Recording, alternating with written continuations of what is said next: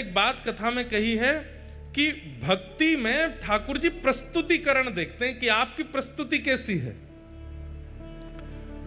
उठाए कर दिया, उठाए भोग लगा दिया, थाली में लाए सामने धर दिया कर। ठाकुर जी भी ऐसे फिर पाते नहीं है, बोले कि बेमनते तू करे, मैं काहे को पावे आऊं।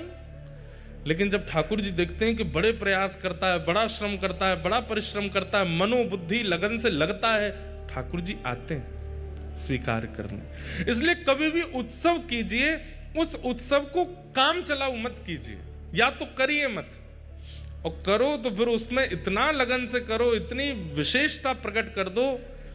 आप कहेंगे महाराज जी आपने जितने क्रम बताए वो तो धनवानों के हैं, धनवान ही कर सकते हैं ये सब, और जिन पर धन नहीं हो वो क्या करें।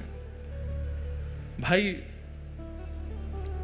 कर्मा भाई कोई धनवान तो नहीं है, हमारे सद्दू पाणे कोई धनवान तो नहीं है, धन्ना जाट धनवान तो नहीं है, पर वो धनवान ना होते हुए भी ऐसी क्रिया प्रस्तुत करते हैं कि वह क्रिया में धनवान से भी ज्यादा लगन का दर्शन होता है। वो ठाकुर जी आते हैं स्वीकार करने।